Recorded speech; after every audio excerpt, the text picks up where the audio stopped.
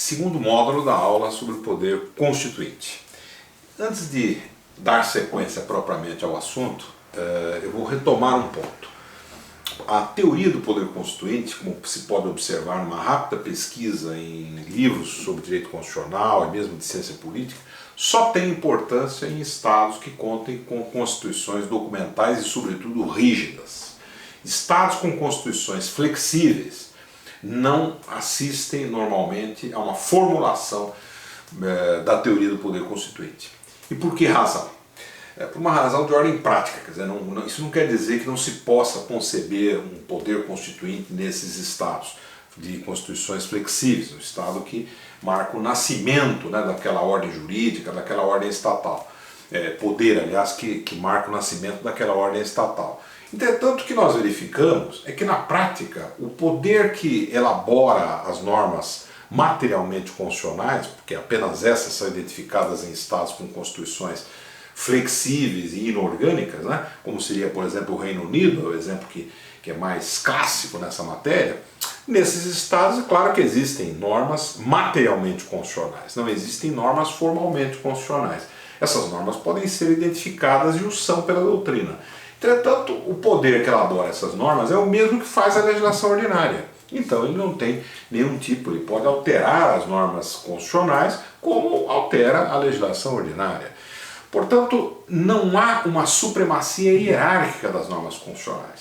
E se não há essa supremacia hierárquica, não há controle de constitucionalidade, a Constituição é flexível, logo não há consequências práticas da distinção entre poder legislativo e poder constituinte. Por isso que se costuma dizer, se dizia, aliás, que os elaboradores do sistema de common law na antiga Inglaterra diziam que ali o legislador poderia fazer praticamente tudo, porque ele não tem uma limitação que vem de um poder superior.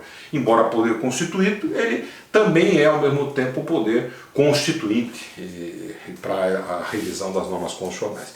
Logo, ali a identificação de normas constitucionais só tem importância do ponto de vista didático para a disciplina de direito constitucional nas faculdades de direito do Reino Unido. Aí é importante identificar para fixar qual é o conteúdo da matéria. Bom, dito isto, retomo a da aula passada, nós terminamos tratando da questão da titularidade do poder constituinte. A titularidade, aí claro, nós estamos falando de estados sempre com constituições hierarquicamente superiores. O titular do poder constituinte, a resposta varia porque é o chamado critério de legitimidade do poder. Ou seja, quem é que deve legitimamente exercer o poder? Em alguns momentos foi o mais forte da tribo, em outros momentos foi o monarca, em outros ainda foi aquele integrante de uma família nobre que foi escolhido por seus pares. Ou seja, os critérios foram muito variáveis ao longo do tempo. Mas, a partir das revoluções liberal-democráticas, passou a ser uma resposta uniforme em todos os estados democráticos contemporâneos, que o titular desse poder é o povo, e assim a Constituição Brasileira de 1988 o reconhece. Nós vamos encontrar aqui, no artigo 1º da Constituição, o fundamento de legitimidade do poder. Todo poder emana do povo, que o exerce por meio de representantes eleitos ou diretamente nos termos desta Constituição. Notem que quando o representante eleito exerce o poder, em nome do povo, age com o poder constituído, poder legislativo ou poder executivo.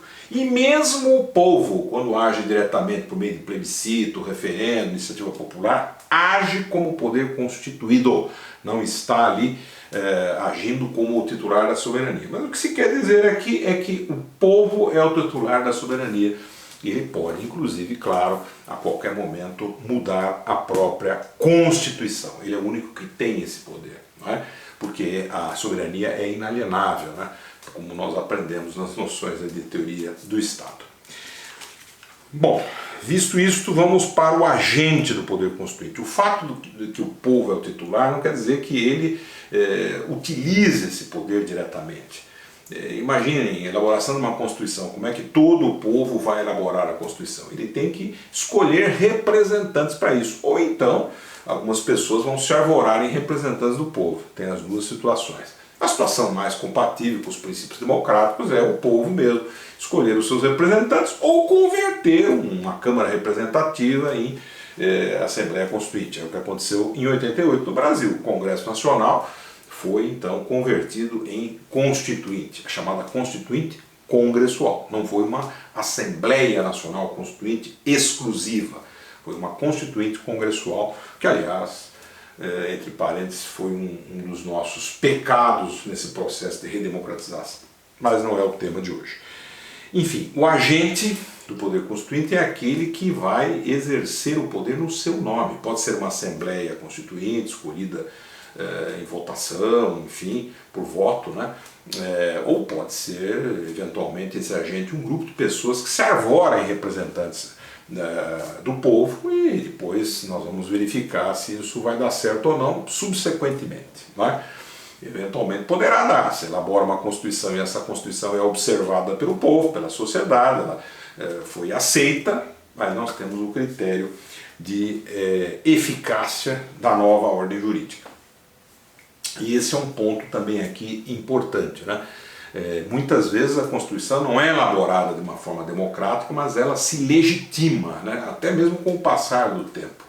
E isto vai corresponder, aliás, a algo que nós encontramos em Kelsen, na teoria pura do direito, né? Todo ordenamento jurídico tem uma condição de eficácia, né? Ou seja, para que essa ordem jurídica seja reconhecida como tal, tem que ter observância no seu todo. Claro que nós podemos ter descumprimento de normas esparsas, isso acontece todos os dias, a todo momento, em qualquer ordenamento jurídico do mundo, e acontece em todos os tempos. Mas, se nós quisermos verificar se uma ordem jurídica é mesmo uma ordem jurídica em vigor, ela tem que ter um mínimo de observância social, né? Um mínimo, a ordem no seu todo considerado. Então, se há uma nova Constituição, ela tem que ser observada, considerado o seu todo, pela sociedade. Se a sociedade a rejeita, ela não é observada por ninguém, é claro que sem essa condição mínima de eficácia social, ela também não tem eficácia jurídica. Notem aí, a eficácia jurídica a reboque da eficácia social, o direito a reboque dos fatos, mais uma vez. Bom, então, nós temos aí a questão do agente do poder constituinte. Agora, qual é o veículo ou o instrumento de manifestação desse poder constituinte? Aí é a chamada teoria da revolução. E esse é um ponto importante, porque nós vivemos dias turbulentos no Brasil e toda hora se fala por exemplo, se referindo ao regime de 64, se aquilo foi um golpe, foi uma revolução mesmo, porque ela se auto-intitulava Revolução de 31 de março de 64, que foi o aniversário recente, também bastante turbulento. Mas muitos dizem não, que não foi uma revolução, foi um golpe. Outros, o ministro Toffoli, já se manifestando aqui nesta faculdade, se referiu a um movimento, então deu um outro nome.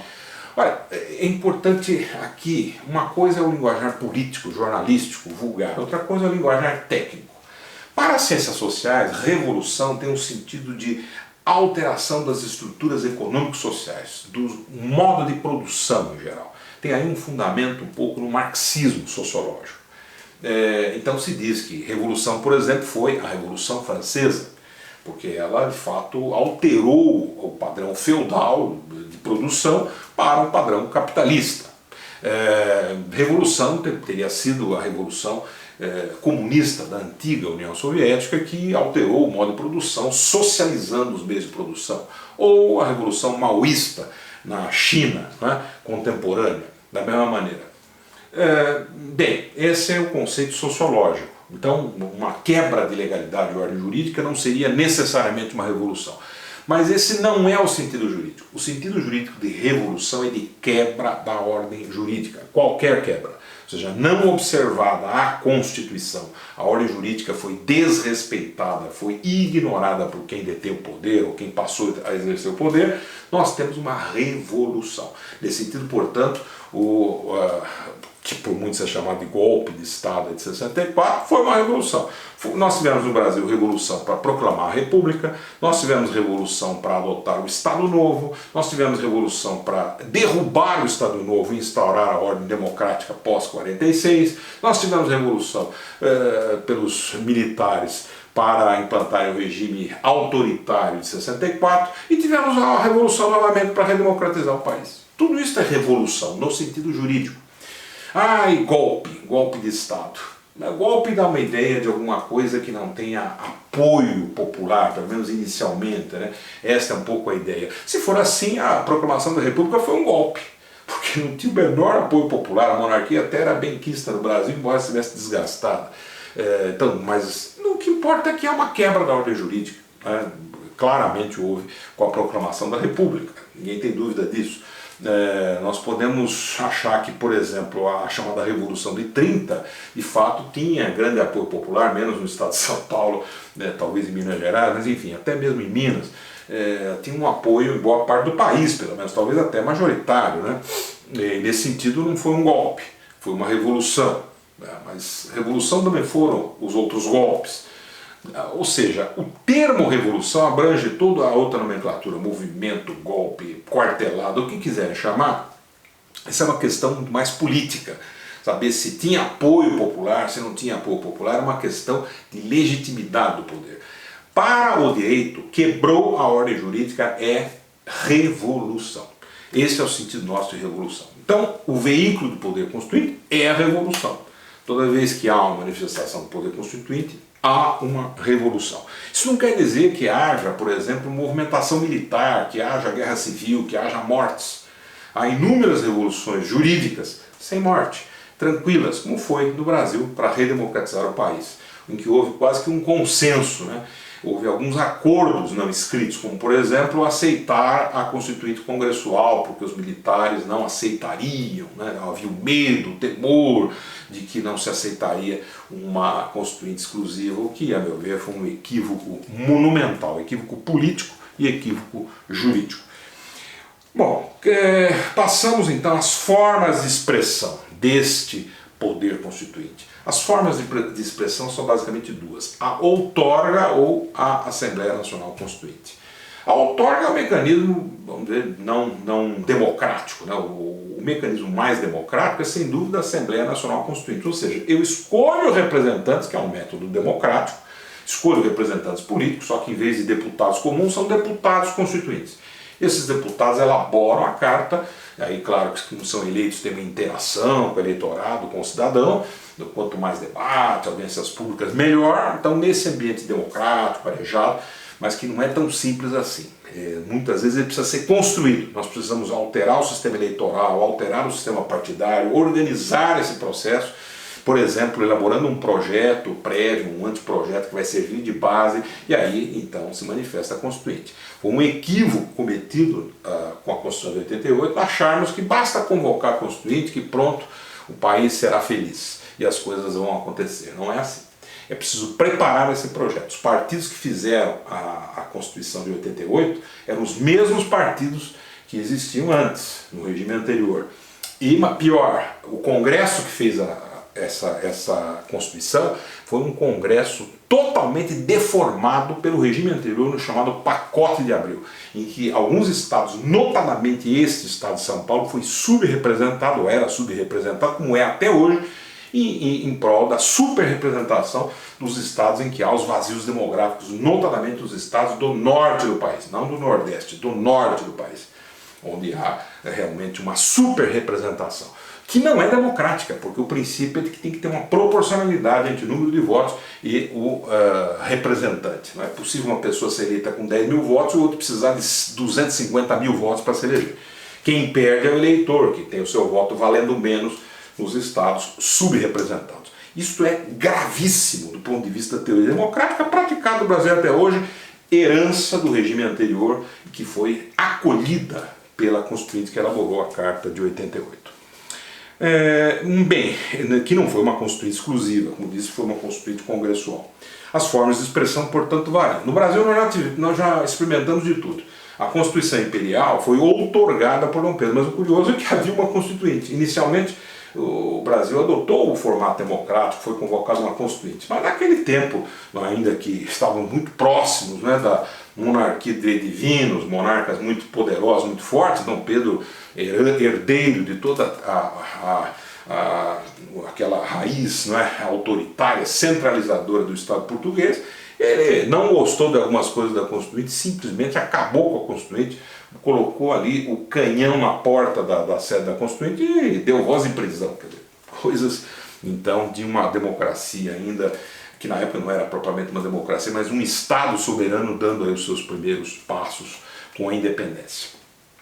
Com a República tivemos, sim, uma assembleia, não tivemos ali uma convocação de uma Constituinte, mas tivemos uma eleição do Congresso elaborando a Carta Constitucional. Em 34, sim, tivemos uma constituinte exclusiva, com um projeto prévio, foi um dos melhores processos de elaboração de Constituição, apesar da Constituição ter durado apenas 3 anos, né?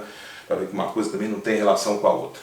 Mas tivemos ali uma constituinte, havia um projeto chamado Comissão do Itamaraty, elaborou o anteprojeto, depois foi examinado pela constituinte, foi um trabalho muito interessante, tempos muito ricos do ponto de vista político, com todas as principais correntes se reorganizando e ali representadas. 37 claro, aí é uma outorga ditatorial, né? É um estado de ditadura mesmo, pessoal. Depois tivemos 46, novamente temos aí a experiência, enfim, também do processo de uma constituinte, né, elaborando aquela carta. Em 67 um processo curioso, porque o Marechal Castelo Branco, presidente da República, se utiliza do Congresso Nacional para outorgar a Constituição. Eu vou explicar melhor. Porque previamente ele cassou uma série de mandatos, dizimou a oposição e aí impôs a Constituição que quis, dando até prazo para o Congresso aprovar. Quer dizer, Constituição por decurso de prazo. Então, um processo também muito semelhante a uma outorga, mas uma outorga disfarçada. Ali é uma outorga novamente. 69 é uma outra Constituição baseada no AI-5 e totalmente outorgada. 88, finalmente, a Constituinte Congressual de 88. Então, tivemos constituintes exclusivas, constituintes congressuais. A Constituinte de 88 ela é congressual, mas é uma constituinte. Houve eleição, representação, um processo, portanto, melhor do que de outorga. Bom, nesta altura da aula, passo a um aspecto fundamental, muito importante. As características do poder constituinte originário, aquele que dá origem à Constituição, à ordem jurídica, enfim, é o documento fundante do ordenamento jurídico. Não fundante do Estado, como alguns aí repetem, é um formalismo abstrato impressionante. Claro que o Estado brasileiro existia antes de 88, ele não foi fundado em 88. Ele foi reformatado juridicamente, né? Seria melhor dizendo, usando a linguagem mais contemporânea da informática. Foi reformatado. Então, o poder constituinte originário, ele tem as 3 características fundamentais. Uma terceira que até posso desdobrar numa quarta. Mas, a primeira, ele é um poder inicial. Por isso, originário, dá início à ordem jurídica. Antes dele não há nenhum poder a que se deva observância. Os naturalistas diriam, aí invocariam as limitações, que são na verdade axiológicas, né? Como poder político mesmo, não há. Então é inicial, o poder constituinte originário é inicial. Em segundo lugar, é insubordinado, nós já vimos, ele não subordina ninguém, ele é expressão da soberania. Se nós quisermos ver no Brasil o Estado soberano que é a expressão dessa soberania, nós vamos encontrar na Constituição essa expressão, exatamente a obra do poder constituinte originário. Nos outros documentos legislativos, nós vamos encontrar manifestações legislativas de poderes constituídos. Só a Constituição é a expressão jurídica da soberania e do poder constituinte originário. A Constituição dita federal, que não é uma lei federal, não se equipara a ela. É, na verdade, uma lei de caráter nacional, né? A Constituição, uma lei do país, né? Como um todo. Não é lei da União, não é lei de uma parte da Federação Brasileira que é criada e fundada na própria Constituição da República. Por isso que eu prefiro às vezes falar em Constituição da República, mas a expressão que todos usam, eu também uso, mais usada é Constituição Federal. Bem, além de insubordinado, o poder constituinte, a terceira característica é que ele é ilimitado. E aí que pode haver um desdobramento. Essa ilimitação, ela tem várias formas de se manifestar. Quando eu digo ilimitado, não tem limites materiais, não tem nenhum princípio que se impõe aí, jurídico, né? A chamada norma kelseniana. Kelsen concebia aí a norma que se fundaria a própria Constituição, que seria o Pacta Sunt Servanda, uma norma costumeira do direito internacional, porque Kelsen era monista, ele via o ordenamento jurídico como uma coisa só. O ordenamento internacional e o ordenamento nacional seriam uma única realidade jurídica, coisa com a qual eu não concordo e não é a expressão da realidade. Existe, na verdade, uma dicotomia. Existe o direito interno e o direito externo, que tem pontos de contato, mas são ordenamentos diferentes, com fundamentos diferentes. Um é fundado na soberania, o outro no acordo de vontade entre os Estados, no relacionamento consensual, voluntário entre os Estados. Na prática também, claro, costumeira internacional, não há dúvida. Mas é um outro fundamento. Então, nós não podemos encontrar no ordenamento internacional um fundamento para o direito constitucional interno. Ele é fundado na soberania, na independência do Estado. Ilimitado, portanto, do ponto de vista das matérias, das circunstâncias, e também é incondicionado. Quando nós falamos em condicionamento, é a forma, não é, pela qual esse poder se manifesta. Não há uma forma predeterminada. Houve há um tempo atrás no Brasil uma discussão, porque alguém veio e disse que, enfim, a Constituinte, como qualquer Constituinte, tinha que escolher um regimento interno. Então ela escolheu como é que ela ia se manifestar, ia ver quantas comissões, quais seriam a periodicidade dos trabalhos, a publicidade, a forma de participação, a divisão lá dos partidos, bem, isso é o regimento interno. Esse regimento interno ele é importante como divisão material do trabalho, para organizar os trabalhos, mas ele não tem vinculação jurídica, força vinculante, ou seja, um desrespeito ao regimento interno não se traduz por uma invalidade da Constituição. Ele só serve para organizar. A Constituição, quando ela nasce, é promulgada, se ela tiver aquela observância social que eu já me referi, a sociedade aceitá-la como uma nova Constituição, ela é válida por si própria, ela não tem parâmetro para se medir a sua validade, teria que ter uma norma superior.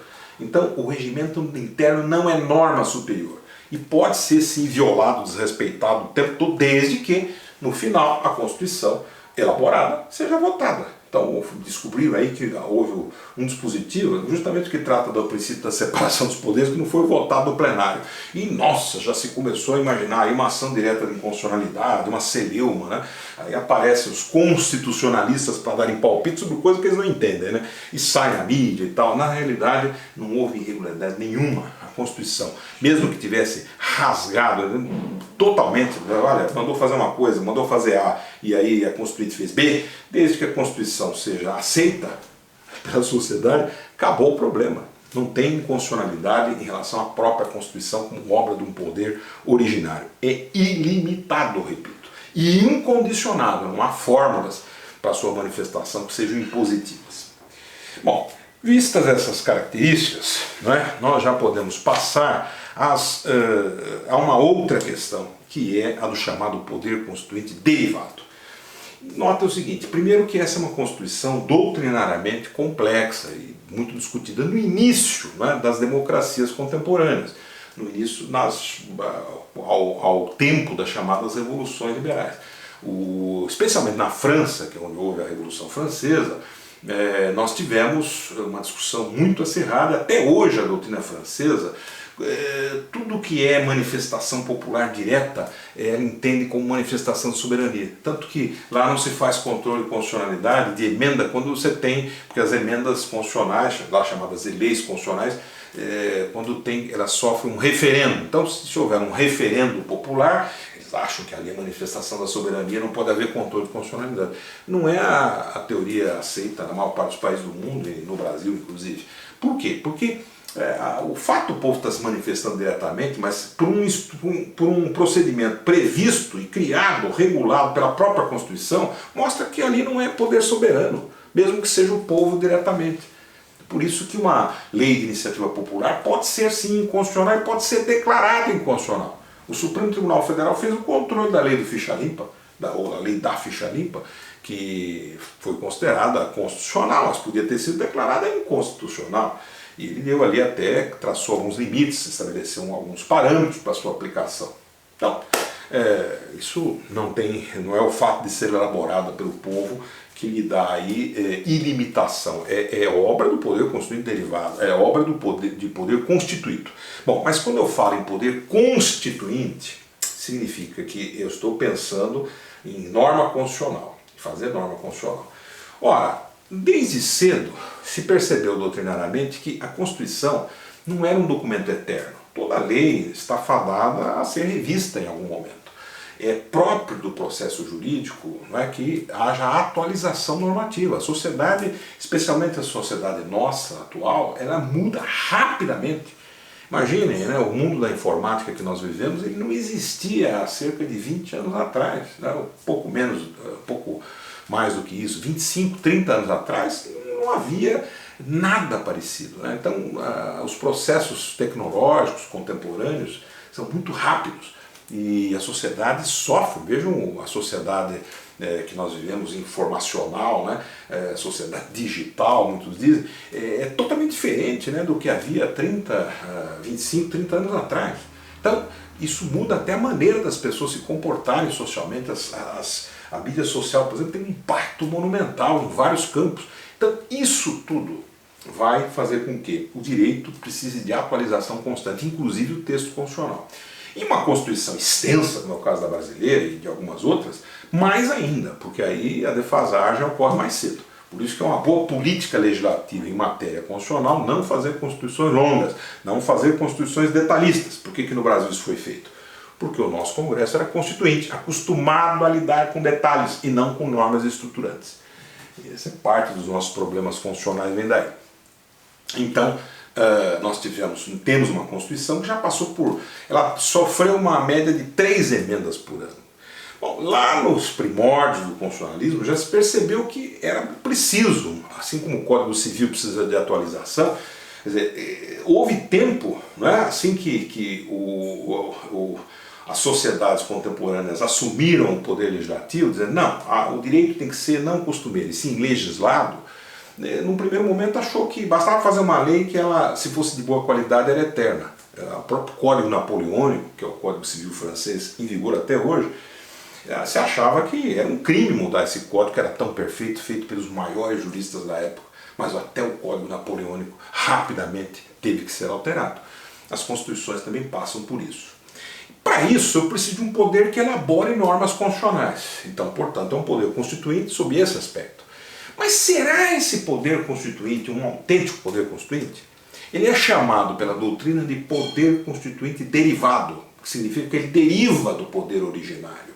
Ele não tem as mesmas características. Logo, é um poder constituído e não constituinte. O poder constituinte dito derivado, aquele que revê as normas da Constituição, ele é um poder constituído. Ele é derivado, não é inicial. Ele é subordinado. Subordinado a quem? Subordinado à Constituição, subordinado ao poder constituinte originário. Ele é limitado nos termos da Constituição e ele é condicionado pela Constituição. Ele tem um procedimento de manifestação que é regrado constitucionalmente, o procedimento das emendas da Constituição. Então nós temos um poder com todas as características de um poder constituído e não de um poder constituinte. Mas eu posso, por que então nós chamamos o poder constituinte derivado de poder constituinte? Porque ele faz normas constitucionais. Logo, numa prova, se eu pergunto, ou num concurso que vocês estejam fazendo, alguém pergunta, é correto chamar o poder constituinte derivado de poder constituinte? A resposta é a seguinte, a resposta correta é a seguinte, não é um sim ou não, como em geral não é em matéria jurídica. É correto se nós olharmos sob o ângulo da produção de normas constitucionais. Esse poder produz normas constitucionais. As normas de emendas constitucionais se integram à Constituição e têm a mesma supremacia hierárquica depois elaboradas. Mas se nós olharmos sob o aspecto das características desse poder, ele não é um poder constituinte que tem as características do autêntico poder constituinte, que é o poder originário. Não é manifestação de soberania o poder constituinte derivado. E existem duas modalidades. Nós vamos parar exatamente nesse ponto, esse segundo módulo, há duas modalidades. O poder de rever a Constituição, poder constituinte derivado de revisão, e temos o poder de complementar a Constituição nos Estados Federados, ou seja, de institucionalizar unidades de uma federação, que vão ser institucionalizadas a partir de normas constitucionais, as constituições dos Estados membros de uma federação. E aí é o poder constituinte derivado decorrente. Essas duas modalidades constituem modalidades do poder constituinte derivado. E a partir daqui nós vamos retomar para o terceiro módulo desta aula.